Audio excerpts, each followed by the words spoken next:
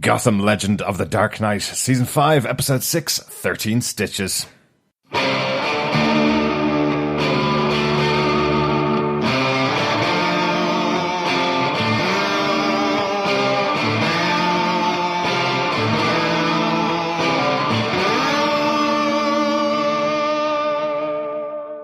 I'm David Mazuz, and you're listening to Gotham TV Podcast. This is Drew Powell, and you're listening to Gotham TV Podcast. This is Andrew Sellon, Mr. Penn on Gotham, and you're listening to Gotham TV Podcast. This is Robin Lloyd Taylor, and you are listening to Gotham TV Podcast. Welcome back, fellow Gothamites. Welcome back, fellow detectives. We are on to episode 136 of Gotham TV Podcast. A little bit delayed, but we're talking about Gotham Season 5, Episode 6, 13 Stitches, last week's episode of Gotham. I'm one of your hosts, Derek. And I am one of your other hosts, John. Yes, welcome back, fellow Gothamites. And apologies for the slight delay in the podcast due to extravaganzas and travel and celebrations for family members. We were unable to podcast sooner than we would have liked, but nonetheless, here we are with Episode 6 of Season 5, 13 Stitches, and what an episode it is. Again, a rollicking roller coaster of a ride. I am expecting a rollicking roller coaster of a ride once we get to Jeremiah's, or should I say the Big J's fairground attraction. That's going to be a lot of fun. Yes. Apologies for being late, but to make it up to you, as we mentioned over on our YouTube video, we're doing our top 3 WTF moments of each episode of Gotham this season. As we mentioned over there, to make it up to you, we are going to have a very special interview with another member of the cast of Gotham coming up in the next couple of days. We'll also have another interview with another member of the cast of Gotham. I'm not telling you who it is at the moment. We'll have them released on our feed. Make sure you subscribe to the feed at GothamTVPodcast.com, or of course on any good or villainous podcast catcher. Just look for Gotham TV Podcast. You'll find our feed as number one, most likely, since we are the longest running podcast about Gotham, and that's why we got to bring you these lovely interviews with these wonderful cast members. So really looking forward to talking to them about their time on Gotham. Absolutely, some great stuff coming down the tracks here with interviews with different members of the cast. So really looking forward to that. We're joined by Selina Kyle at the moment, if you can hear the bell in the background. But nonetheless... That's our pod kitty, Charlie. It is our pod kitty, Charlie. I think this is his debut on the podcast, at least being mentioned. And not in the 5 years we've been doing it. I'm sure we've had the cat directly into the microphone at some point during our 5 years of recording. But this time you might hear him. He's a little bit louder than normal. He is the Dark Kitty. But on with our spoiler-filled review. Derek, what are some of the episode details for 13 Stitches? Well, big one here. This is another directing job from Mr. Benjamin J. McKenzie. It's the third episode that Ben's directed of Gotham. It usually gets the 16th episode of each season. Back in Season 3, he got the 16th episode, which was These Delicate and Dark Obsessions. In Season 4, he got episode 16 again, which is one of my 3 soups. And sadly, as we all know, there is no 16th episode of Season 5 of Gotham, so they have given him the 6th episode of Season 5 in 13 Stitches. He also gets to write another episode this season. He's written a couple of episodes before. He gets to write the final episode that was produced by Gotham and directed by Aaron Richards. Excellent stuff. It's really good to see Ben McKenzie back behind the camera again, because I've really enjoyed the 2 previous episodes that he's done.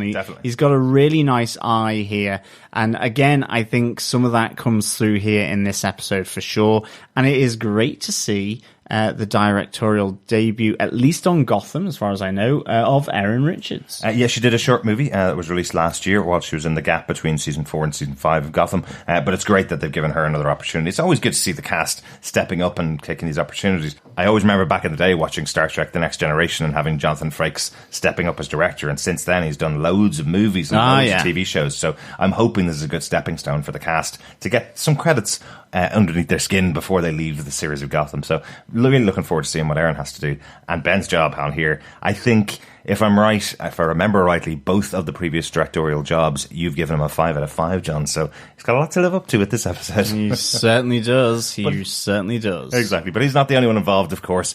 This is the 5th episode from Seth Boston and his first in Season 5. Whee! Woo! But Seth joined the show back in season 2 with episode 13. He did A Dead Man Feels No Cold. I think that was one of the first episodes of Mr. Freeze. He continued in season 3 with episode 14, which was The Gentle Art of Making Enemies. And he wrote 2 episodes in season 4. Episode 15, The Sinking Ship, The Grand Applause, which we talked about because that was one of Mr. Penn's episodes.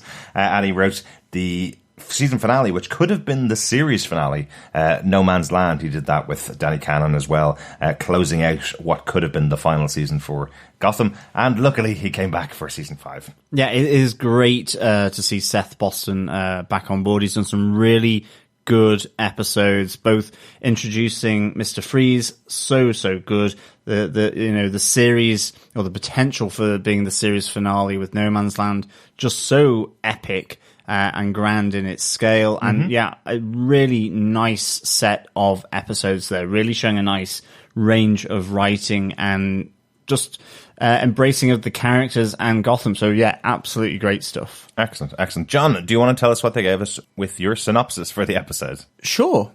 Although it is more of an essay than a synopsis, it was really difficult to pare this one back, what with everything going on, left, right and centre. So here we go. Belt in, Gothamites. Jim Gordon is pursued by Ed Nigma, but not as we know him, for Ed has a chip in his brain and is controlled by Eduardo Durance and his boss, Teresa Walker. As Ed corners Jim, some quick thinking and a handy defibrillator allows Jim to stop Nigma in his tracks and destroy the chip in his brain. Back at the GCPD, Lucius Fox removes the chip and extracts evidence of Eduardo and Walker's criminal attack on Haven and Gotham. Meanwhile, to stop Team Good Guy, Eduardo reveals that he has Lee Tompkins in his possession and threatens to kill her if Jim doesn't trade Ed and his brain chip. As the 2 former allies face off, Bruce, Alfred, Lucius and Barbara, armed with evidence from Ed's brain chip, work together to broadcast the evidence to the outside world, and, with a little help from Nigma, retake control of the GCPD. Elsewhere, Oswald Cobblepot is having a bad day and is forced into a team-up with Selina Kyle against a new thief in town, Magpie, just as Oswald reveals his plan to leave Gotham. Meanwhile, Gordon beats Eduardo in their hand-to-hand battle, leaving him impaled on a rebar.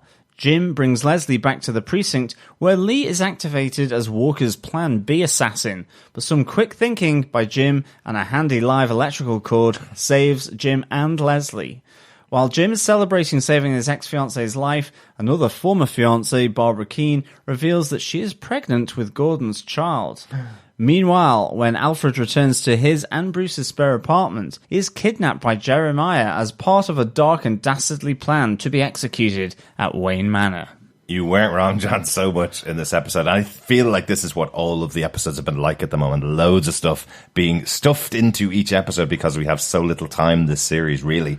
We're almost halfway through, I hate to say it, the final season of Gotham. So they really do need to put a lot of stuff in here because they need to get out of No Man's Land so we can get back to regular Gotham before the season ends, don't they? Yeah, it's as jam-packed as a jam jar, to be honest. Yes, it is. There is so much going on, so many threads coming in, so many threads being wound up.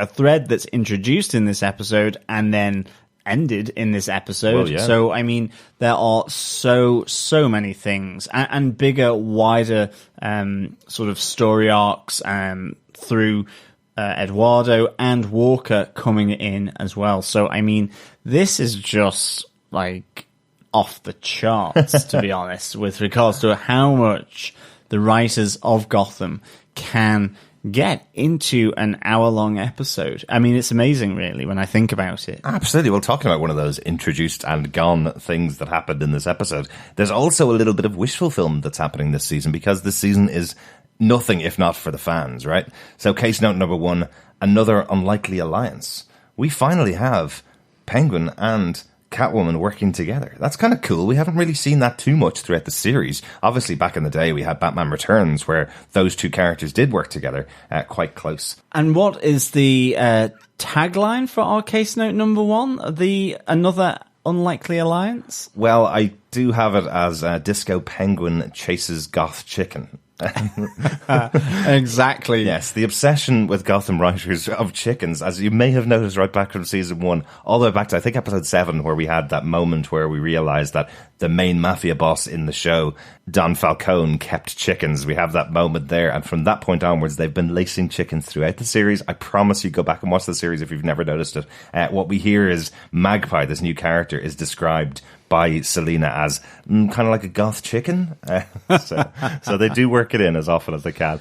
John, do you want to tell us a little bit about Magpie and what she's doing in the show? Yeah, I mean, she is basically stealing from Penguin's stash down in his sort of secure vault under I think City Hall. Mm-hmm. And of course, as always, this is not something that Oswald Cobblepot is going to be very pleased about. And so he pursues the goth chicken exit stage left.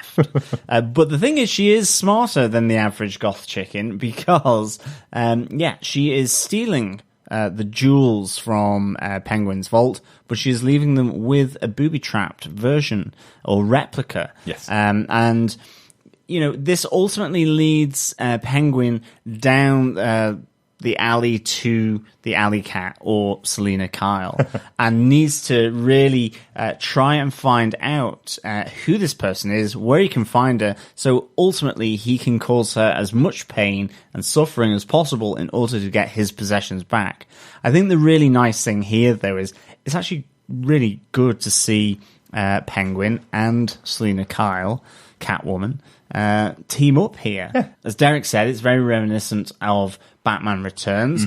These two teaming up. I do actually really like the fact that it shows Selina's eye for detail in people's characteristics and their personality, that she a few times here manages to wrap Penguin around her finger, to get him to promise certain things that he certainly doesn't want to. I think, to help him find Magpie, she says, I'll do that as long as I can keep the jewel, which she's after. And he goes, okay then. And then later on, she kind of manages to extract, once we find out, which is kind of a really big shock, to be honest, that Oswald is planning on leaving Gotham, taking all his stolen jewels and artifacts from his vault into the outside world. She manages to say, look, I'll help us get out of this room that Magpie has trapped us in if I can come with you. And actually, it transpires that the room isn't booby-trapped like Penguin thought. So she's really good at that. And I do like the thing where she is also, she kind of makes it explicit where she goes, good to know, after Oswald absolutely kills Magpie. He's not simply content with having booby-trapped his vault so that when she goes back there, she's shot in the stomach. But it's a good old double tap to the head from Penguin. I'm finding it really disconcerting that you're not ending every sentence with boom, boom, John. Because that is the structure of this episode, as we have Magpie describing all the bombs that could possibly be going off in the room. And it turns out there's not really probably much danger in there at all. I love that Selina works this out and just kicks down the door, saying kind of like she's worked out a really simple riddle. But actually, I don't think there was much there at all. I think Selina's just been toying with Oswald. We do get that great moment when Oswald arrives going, you actually think I'm going to help you out after you kill Tabitha? A kind of a confrontation we'd expected to happen at some point with this new kind of violent Selina. We'd expected her to go and take down Penguin. But what we see here is, she's kind of willing to work with him as long as she can play with him and toy with him and get what she wants out of him. Kind of like that. That really works well for, I guess, a character like a cat. She's playing with her prey. I'm not too sure whether Penguin won't find himself on the other end of a gun from Selina at some point. Definitely. Yeah. As I say, when he shoots Magpie in the head twice. Boom, boom. Boom, boom. She's like, oh, good to know that, don't cross him. Well, yeah, she is totally shocked that he's taken that moment to shoot them. I suppose a lot of times in Gotham, people like this get away. Magpie is a comic book character. She does have a comic book history with Batman. I think she was the first ever villain that Batman and Superman teamed up and took down. and I think she's also a Black Lantern, if I get that Green Lantern stuff right in my head. So she does have a Black Lantern ring, but that might be because she's a magpie and steals rings. That could be where she got it from. But she does have a comic book history. Not a hugely well-known character, but again, one of those weird things with Gotham when they take a character and kill them off like this. So interesting to have that happen. Yeah, excellent stuff. Yeah, I mean, just really, really nice. I mean, the other thing we get here is Magpie knowing the street cred of Selina with the fact that she is the one that's killed Jeremiah Valeska. Exactly. Yeah, so she is... she has a rep in the downtown, does Selina Kyle, and it certainly has spread. Absolutely, all over the city. Yes, she seems to be saying that she can't stay in the city because everybody is trying to take their chance at Selina Kyle to make their name. So really interesting. I wonder what her reaction will be when she finds out she didn't kill Jeremiah at all. It was just a play on his part. Well, in that case, I suspect that's where she no longer wants to leave Gotham. So yes, it'd be interesting to see what motivation it is for Oswald not to leave Gotham, for sure. But on to case note number 2, conspiracies, riddles, and liberation. Yes, beginning directly after last episode, going straight into the opening of this episode, we have Jim sliding down the chute, which was previously used for bodies, and we have Ed following him because obviously he knows the city and he knows Jim. So I thought this was a great opening. It had this really good feel to it. I was really expecting that thing that they did back in season 1, the pilot episode, where they strap a camera to Jim while he's running down the streets to show that visceral bit, but they have the moving camera behind him instead. Which was really, really good. Which is really cool, yeah. We get the shot from Ed. And I like the touch that while Ed is under the influence, he keeps calling Jim Gordon James over again, the way he used to in the past when he had a bit more dispassionate nature to Jim. We see when he comes back to his old self, he does start calling him Jim again. But Jim gets shot in the neck, while trying to find a bandage for that, comes across the handy defibrillator in the ambulance that he's in, leading to a wonderful Gotham moment where he puts the defibrillator to the head of Ed, and you see that wonderful smoke coming out of his head as he's been shocked once again. Yeah, that I have to say, it's one of the great comedy elements here in Gotham, that you've just had some really great filming of a chase. As you say, that moving camera following Jim Gordon, as he jumps over things, races through sort of a break in the chain fencing. Just really, really nicely done. And I think that's what Gotham can do so well. It takes that real nice little action piece, and it moves it to a frenetic fight scene, but finishes it off with a great bit of comedy where you have Ed smoking sort of ears and side of his head after being defibrillated by Jim in the back of the ambulance or wherever they are. So it's just really nice, and the fact that it is then to some extent repeated later on in the episode as well, with the Plan B assassin, I think is really, really good. Yeah. It's a nice little moment. Yeah, there's lots of fun here with Ed in this episode. I really love that moment where Lucius is trying to remove the chip from his head, and you hear that it's messing with his vocal cords. You hear Ed going, "If you were careful, I wouldn't potato the long legs against the hidden spoon." And Barbara and Barbara and Albert look at each other and go, "What just happened there?" And then Barbara realizing this could be lots of fun to mess with Ed. Do it again. And then we get Ed's response as, "Please don't habituate the curtain rod," just before he comes back to his sets. It's really good fun. Yeah, I think, again, just a really nice, fun moment. Brain surgery on a dirty table, pretty crudely done, with some great comedy.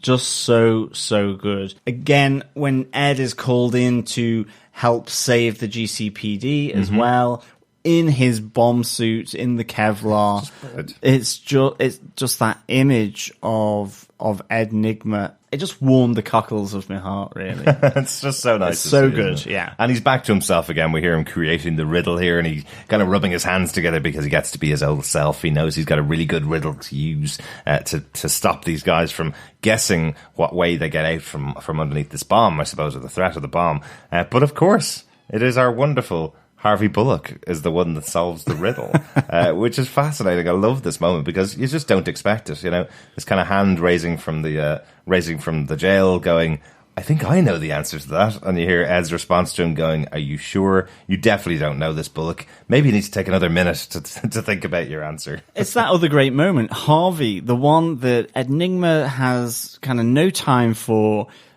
is the one that has the answer. And you just see Ed going, think about it a little bit more, for that extra minute, go on, have that time. And he's like, no, the pallid beach mouse is extinct. So after a year, there are no pallid beach mice. Yeah. That's the code 0000. So good. I love again when he gets shot by Eduardo's team. Just how, he's there and he falls over and the legs come up just right at the bottom of the camera. Like, classic shot for me. Absolutely. But it is a great comedic moment that allows and intercuts with the more serious stuff that Bruce is doing on top of the roof of the GCPD to broadcast the evidence outside of Gotham that Walker and Eduardo have been involved in this attack on Gotham, the attack on Haven, and effectively to blow their cover, really. So excellent stuff here. Yeah, it's really cool. And we do get a little bit of another Batman moment, really, from Bruce, don't we? As he's on the roof beating up the guy that's found him on the roof. And we just get that call from Lucius going, any update at all, Bruce? He's like, give me a second, as he beats the crap out of this guy. As if it's just, well, this takes time. I'm not worried about being able to beat up this guy who's fully armored. It's just, it's going to take me a second to do, Nice absolutely. And his new go-to move is knee to the stomach. Yeah, I think Alfred has moved away from boxing and has now moved maybe slightly into a bit of Thai martial arts and kickboxing, because Bruce really did seem to favour the knee to the stomach. He seemed to dispatch the two people that he did pretty nicely. Yeah, definitely. I thought he'd come a long way from his brown belt in karate. And there was that great kind of team up between Alfred and Bruce as they took out two of Dorance's army. I think isn't it Alfred that works out that they are from a very different group. They're definitely not a national armed force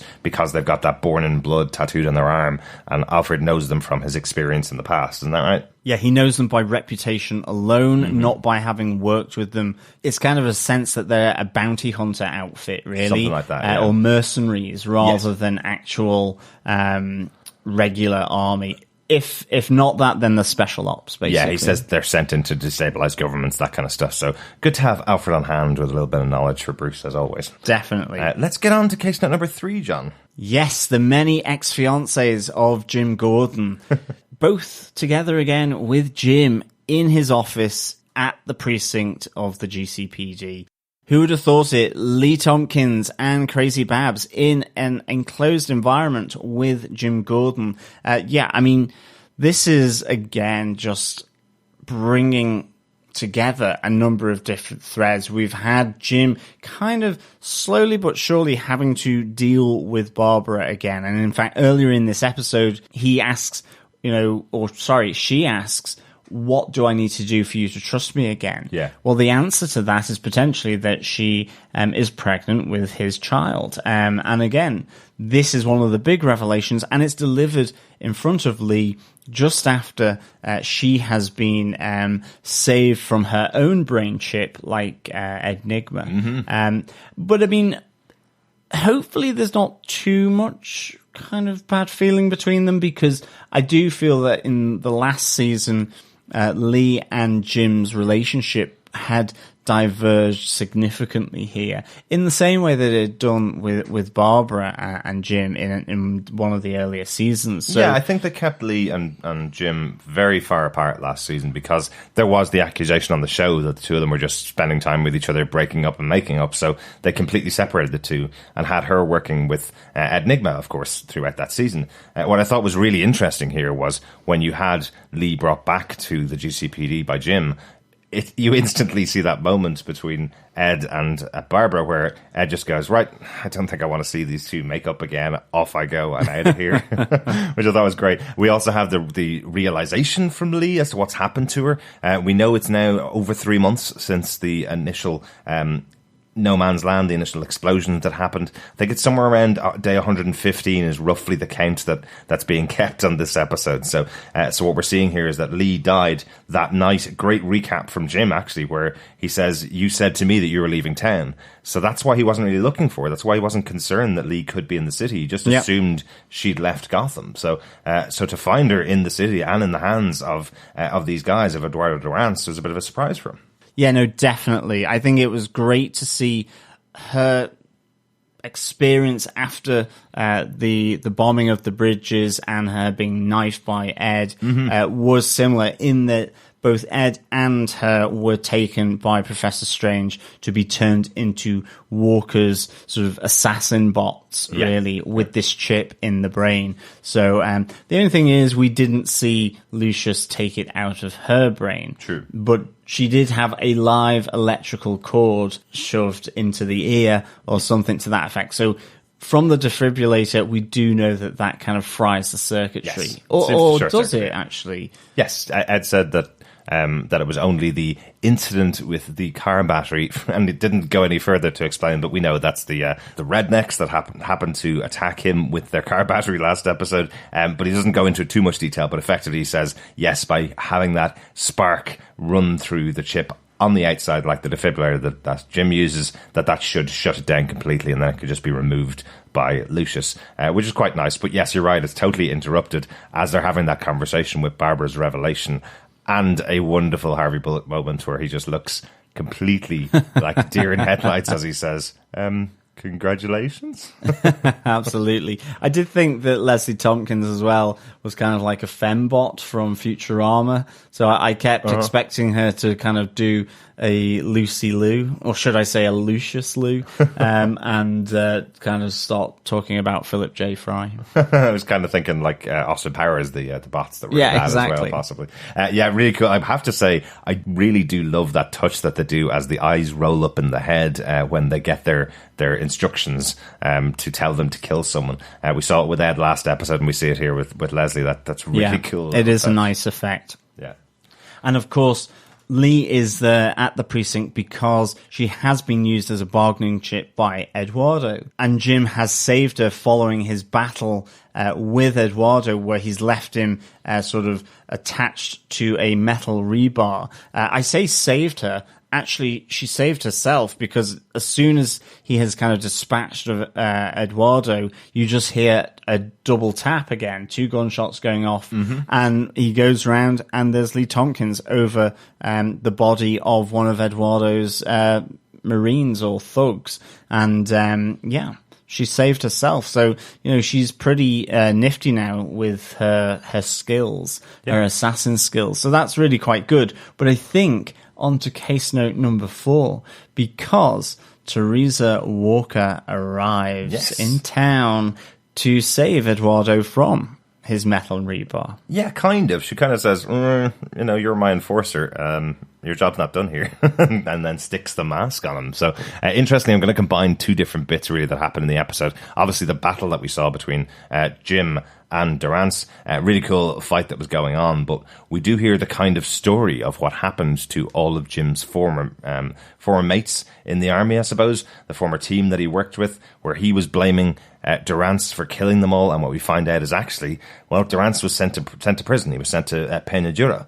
And this is slightly different than the comic book origin and slightly different than the movie origin, but effectively, this is the origin of Bane. It is saying that Eduardo was thrown into a prison. All of his other men around him were taken away from him. They were all killed over time in this prison that didn't survive. And then someone comes along to save him and take him out of the darkness and lead him and tell him what to do and instruct him in the ways that she wants to control him and wants to use him. So this is quite similar to the story that Bane tells Talia al Ghul in The Dark Knight Rises. Yeah. So I'm guessing that we're going to see Walker does not have that name in the next episode of the show. She will reveal herself as the daughter of Ra's al Ghul, being quite angry that her father died once again at the hands of Bruce Wayne, at the hands of Jim Gordon. So we could be seeing that up in the next couple of episodes. Yeah, it seems really possible that is the way it's going to go, but we certainly have this nice moment where she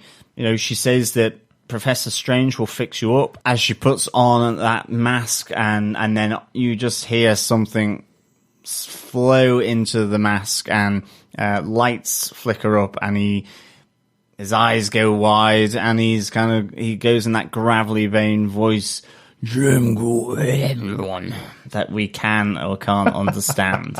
We can definitely understand him. He's much more understandable than the original version of Tom Hardy's Bane. Definitely. He's just getting used to it for the first time, so you can still hear him. He's just saying, Jim Gordon, has that little moment, that he's obviously losing a little bit of his senses. He has been out there all day.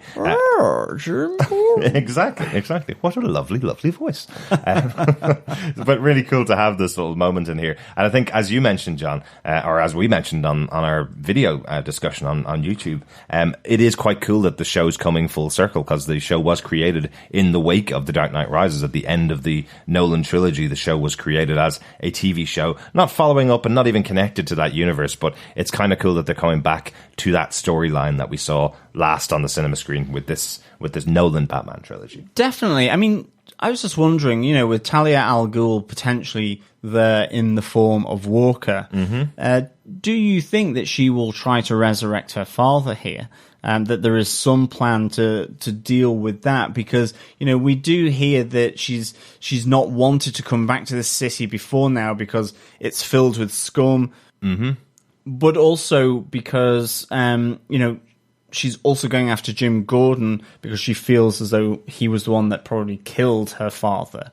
It doesn't seem as though they're going after Bruce Wayne as such. It seems to be for going after Jim Gordon, to be honest. Yeah, perhaps. I think Eduardo Durance kind of gives the explanation during that fight that why Haven had to go was really that it is all Jim's fault, that on the outside they had almost gotten the authorities convinced that Gotham was a hellhole, that it wasn't salvageable at all. There were so many villains and so many evil people and so much disaster and so much crime going on in the city that they could just drop a bomb on it and end it all. Whereas what happens is Jim's able to create Haven and put tons and tons of people in this locale, and she has to send in Eduardo Durance and his team to take them out because the government were about to send in supplies and people to take care of the people of Gotham, because Jim's just proven that if he's able to do it with a very small amount of men, if he's able to save hundreds and hundreds of people and put them into Haven, well then maybe Gotham isn't as bad as everybody thinks it is. So sort of like the Court of Owls and sort of like the mission statement of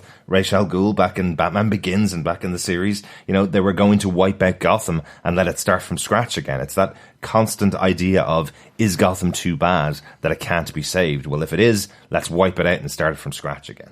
Yeah, I mean, really good stuff here. I'll be interested to see if Ra's al Ghul turns back up again, to be honest. I'll be interested to see if Walker is actually Talia al Ghul. She could be anybody, but it does feel true. like it does feel like this is the story that they're going with. Well, let's see. Not long left now before we possibly find out a bit more about Talia al Ghul, aka Walker, aka maybe not Talia al Ghul. Exactly.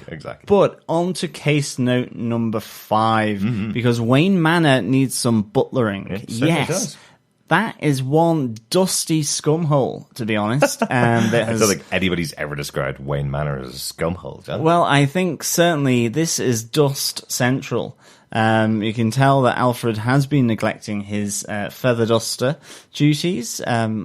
Really good stuff. I did like the little joke from Jeremiah. We see him here that he's kidnapped Alfred and brought him back to Wayne Manor for some evil sort of Dick Dastardly type plan. But he does like to have his fun, does old Jeremiah. So the finger through the dusty tabletop and his kind of baiting of Alfred all the time is just really, really good. And of course, just the image of Cameron Monaghan here is just so jokery. Yes, if you it's like there's been some jokering of Jeremiah. Yes, definitely. A couple of things we kind of learn from this section of the episode. I know it's a very small section at the end, and obviously so much more is going to happen next week. We know it's a big episode, next episode that's coming up. But a couple of things that we obviously learned that Wayne Manor is outside of the city of Gotham, so when the bridges exploded,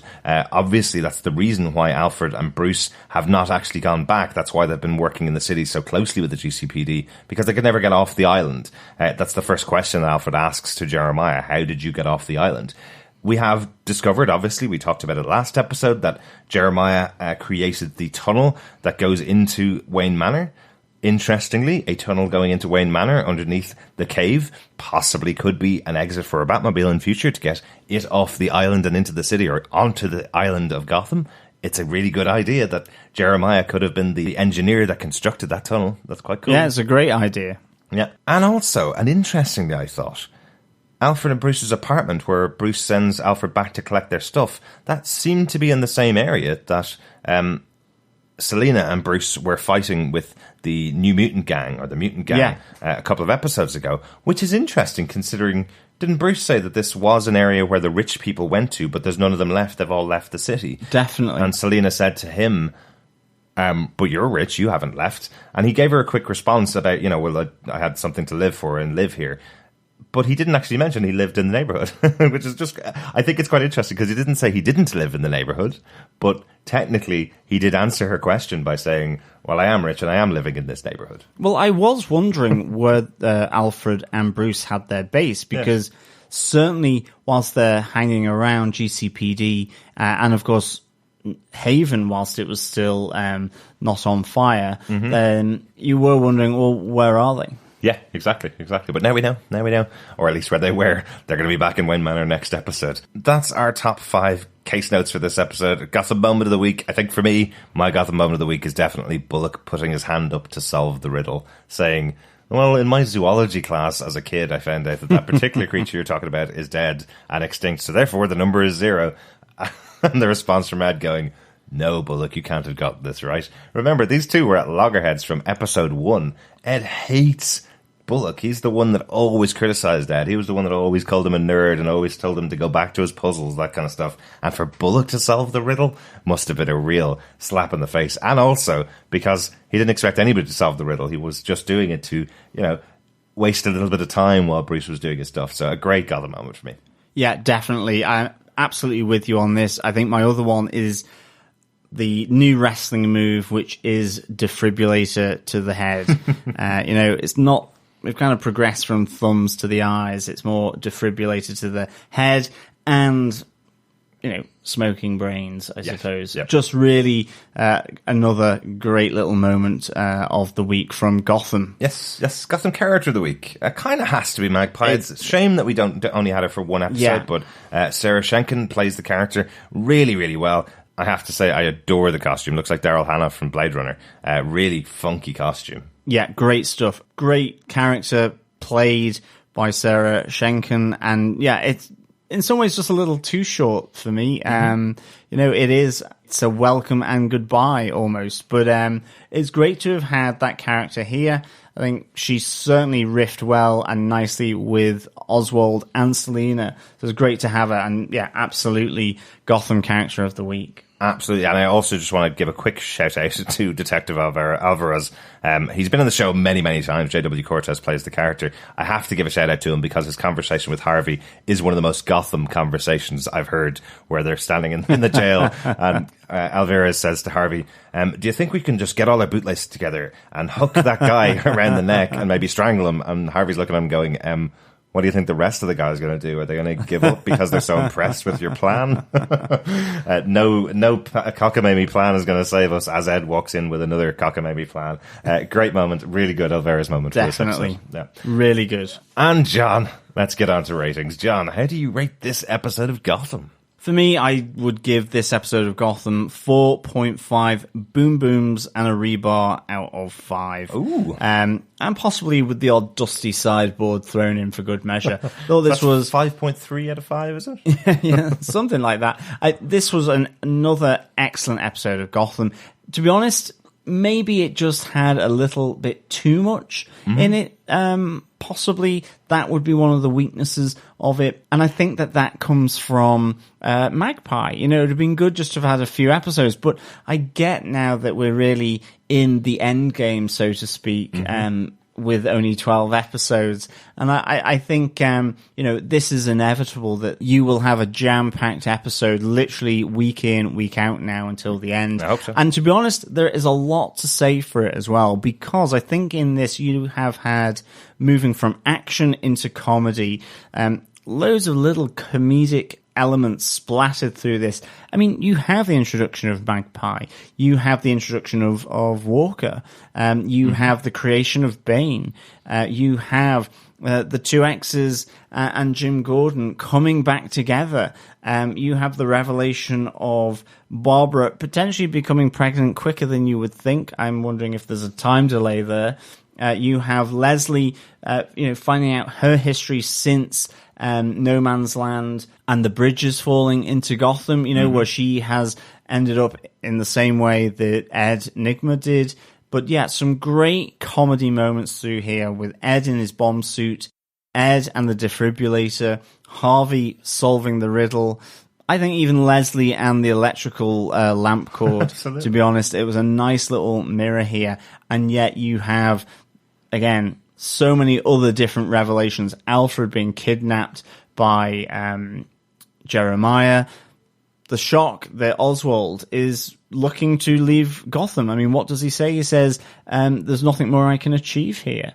Some things I've achieved twice. Yeah, I've done it all. So, again, just really ramping it up to the end of this season. So, nice stuff, I think. Yeah, really it gives good you those stuff. questions as to, what is it that will make Oswald want to stay in Gotham for the rest of his life? What is it that's going to make him want to stay here and do things that he maybe hasn't done before, or do things that he's done before a third time or a fourth time?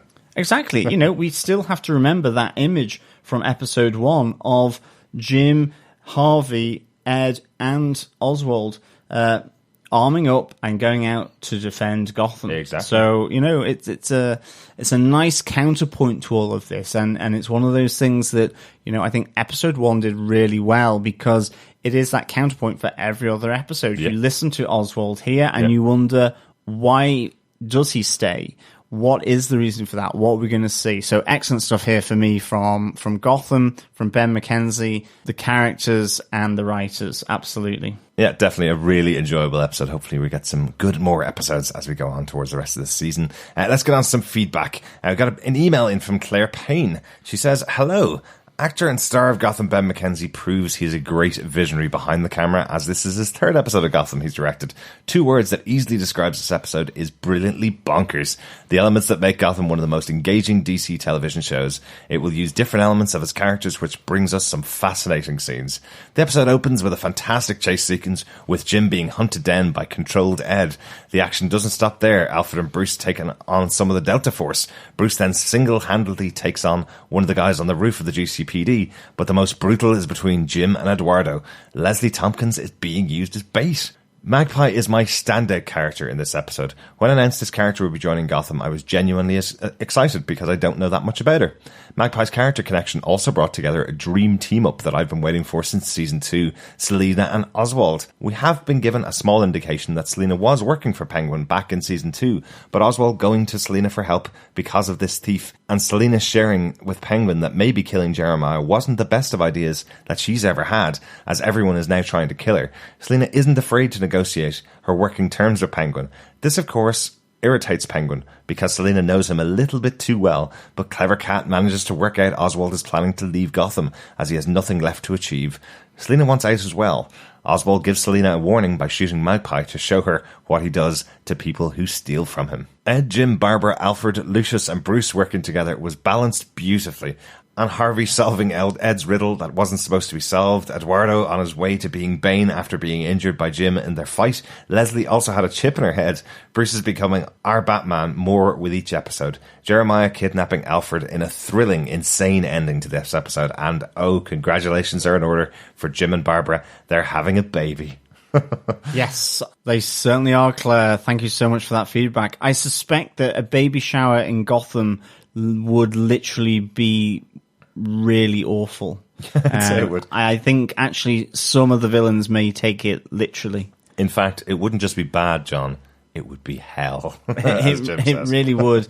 And I absolutely agree that to describe this episode, it is brilliantly bonkers. It's rammed and jam-packed with brilliant bonkers as well. Yeah. So, yeah, really good stuff. Thanks for the feedback, Claire. Absolutely, and I'll definitely say, having seen every DC TV show other than the first couple episodes of the new Doom Patrol series, Gotham is still the best DC TV show out there, without a doubt. Definitely the most engaging, and totally because of its brilliant bonkers nature and the wonderful cast and crew. Everybody involved in the show has been really, really good this season as well. Thanks so much, Claire.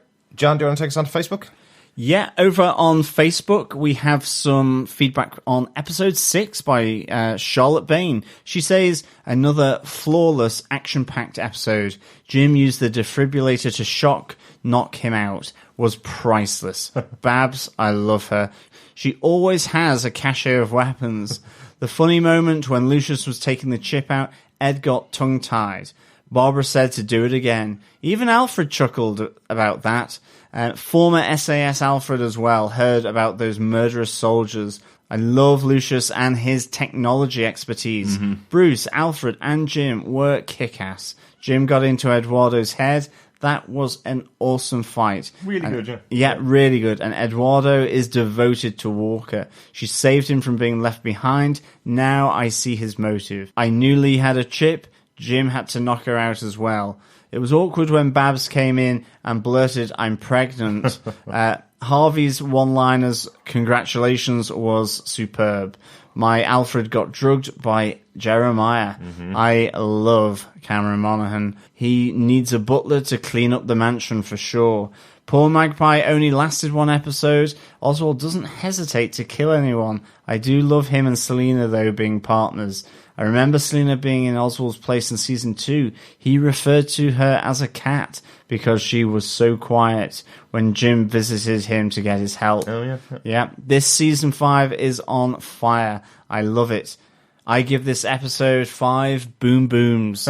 Yeah, thank you so much, Charlotte, for that feedback. It is absolutely frenetic, and I think there is so much going on, but it is, as you say, on fire. I think with a writer's room and with the individual sort of story runners for each episode, along with the showrunners, I think this amount of information, this amount of fun, action, drama, you name it, could really just implode on itself. It could be a hot mess. And I do think they really carry it off really, really well. And instead of being a hot mess, it is a hot fire. It's it's on fire. Yes. Awesome. Thanks so much, Charlotte, for that. Sam Bacta also says this was a fantastic episode, probably his favourite of the season. There was just so much to process. One of the funnier moments in the episode was Harvey surprisingly answering Ed's riddle correctly at the GCPD and nearly thwarting the plan in process. Yeah, excellent moment in the episode. Thanks so much for all the feedback. We will obviously be back with our next episode, our discussion about the 7th episode of Gotham Season 5. You're going to like the name of this one, John. Ace Chemicals. Oh, I think things are going to get even more jokery. I think they are. Or there's a lot more jokering going to be done to Jeremiah. Yes, possibly. Yes, this is a very famous landmark in the city of Gotham. Going to be very cool to see how this plays out. The episode airs on the 21st of February. We will be talking about it as soon as we can, directly after that. But make sure you stay tuned to GothamTVPodcast.com because we do have a couple of great interviews coming up with members of the cast of Gotham, which we're really looking forward to sharing with you as we get into the final part of this season of Gotham. Thanks so much for joining us, fellow Gothamites. We do want to hear your thoughts, of course, about the season as we go along. Definitely. Please contact us through our website over at GothamTVPodcast.com, where you can leave us some voicemail. Just click on the right-hand side tab and leave up to 90 seconds of your thoughts on anything to do with Gotham Season 5. And of course, you can email us at feedback@GothamTVPodcast.com. There's also our Facebook group. Head on over to facebook.com/groups/Gotham TV Podcast, and on Twitter at Gotham TV Podcast, where we will be tweeting away with the magpies to the sounds of Gotham. Nice. Yes. What a good old segue thingy. I like that. Link yes. back. So yeah, please come and join us to comment on this fantastic show and join the community of Gotham. Yeah, head on over, fellow Gothamite, fellow detective. You are more than welcome. Absolutely, yes. Thanks so much for joining us, Boom Boom. We'll be back next week, Boom Boom, with more Boom Boom from Gotham. Yeah, we get it, Boom Boom. But as always, fellow Gothamites, it is a pleasure speaking with you. Yeah, I'm off to do a little bit of dusting just before I put in a evil and diabolical plan into action that will wreck the young mind of a certain teenager. But after that, we'll be back to speak with you again soon. Bye. Talk to you next time. Bye. Bye.